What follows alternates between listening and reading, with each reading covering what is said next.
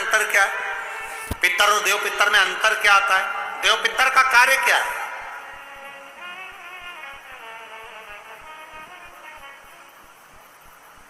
हम जब भी कोई पूजन करते हैं तो कहते पितृ देवता, बोलते कि नहीं बोलते?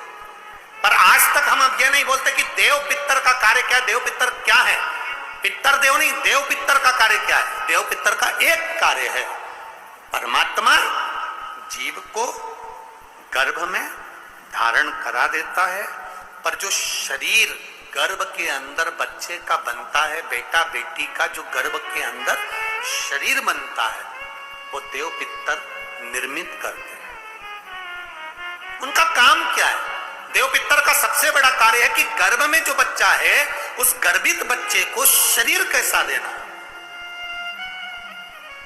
उसके नेत्र ज्योति कम रखना है, श्रवण शक्ति कम रखना है, उसकी छाती में, उसके हृदय में, उसके दिल में छेद करना है, हड्डी को कमजोर करना है, पांव टेढ़ा करना है, हाथ टेढ़ा करना है, या उस शरीर को सही तरह से निर्मित करना है। ये देव पितर का,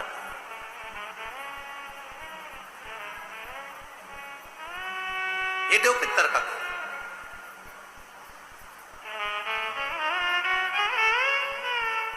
एक जैसे आप लोगों के स्मरण में होगा कि श्राद्ध पक्ष के अंदर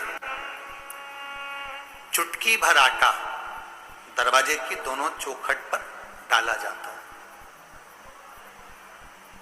किसी किसी के यहां दरवाजे पर आटे से रंगोली बनाई जाती है।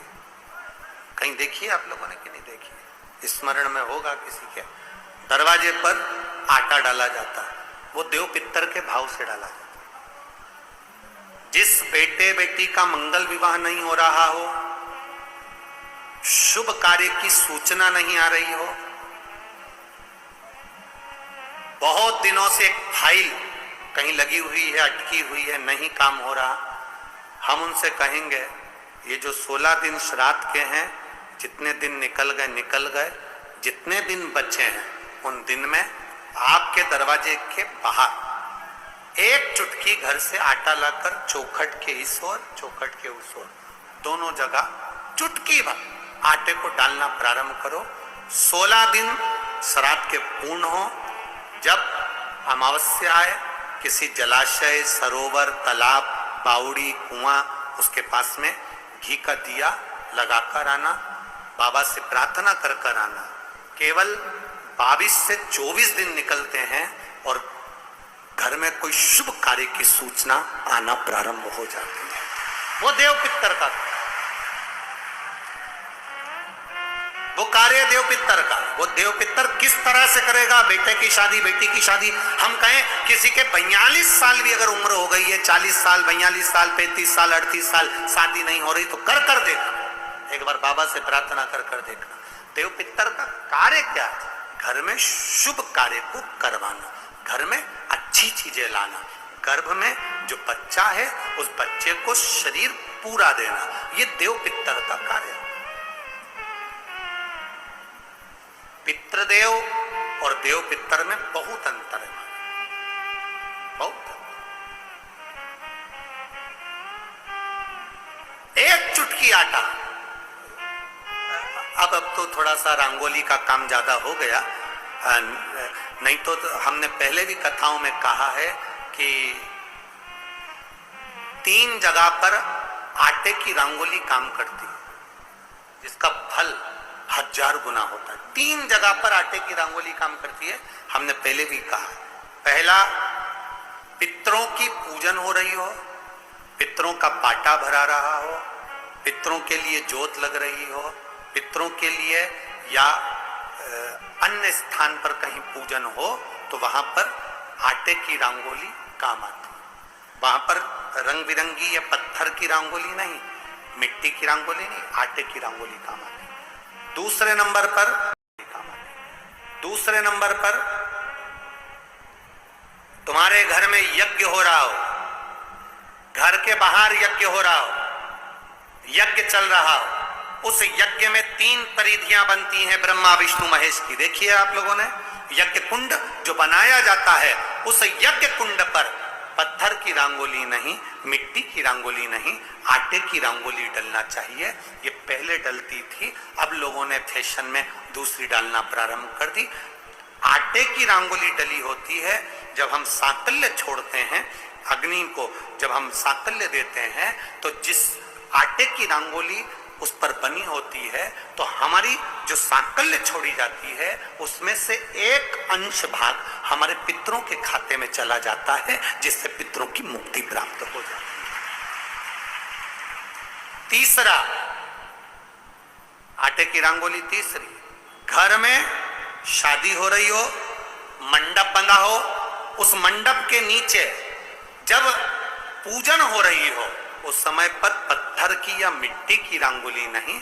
अगर पंडित पूजन करा रहे हैं या मंडप की पूजन हो रही है जिसके नीचे लड़का लड़की की भावर होगी, दूल्हा बैठेगा, दुल्हन बैठेगी, वहां मिट्टी की रंगोली या पत्थर की रंगोली नहीं, उस जगह पर आटे की, हल्दी की रंगोली डाली जाती है।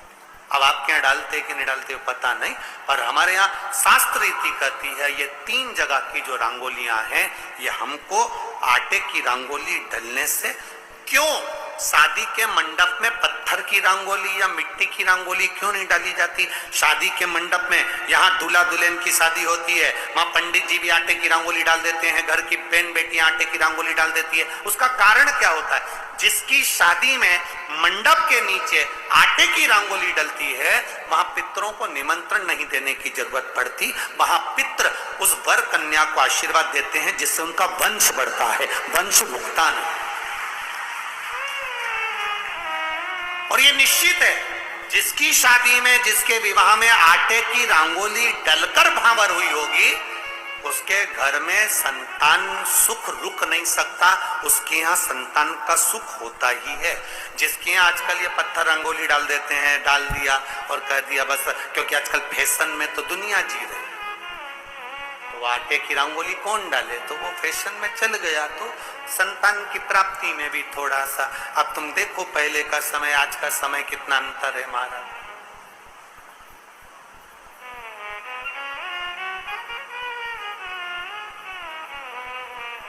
पहले के समय में संतान का सुख शादी के 1-2 साल में प्राप्त हो जाता था। आज के समय में संतान का सुख जब तक डॉक्टर के यहाँ दोनों जांच नहीं करा कर जाए, दिखा कर नहीं आ जाए, सब लोग कह रहे हैं डॉक्टर साहब जरा देखो संतान, डॉक्टर साहब बोले जांच करना पड़ेगी, बहू की भी जांच हुई, बेटे की भी जांच हुई, सब अच्छा है, उसके बाद भी संतान का सुख नहीं, उसके बाद भी संतान की प्राप्ति। शिव तत्व को जानिए। शिव महापुराण की कथा कहती है 3 जगह आटे की रंगोली की मूलता है। बोलेंगे आप लोग। पहला स्थान दरवाजे की चौखट, दूसरा स्थान बोलते जाओ जल्दी यज्ञ कुंड, तीसरा स्थान शादी का मंडप जहां पर भले चुटकी भर आटे की रंगोली बने पर वो जरूरी है। 3 स्थान आटे की रंगोली के।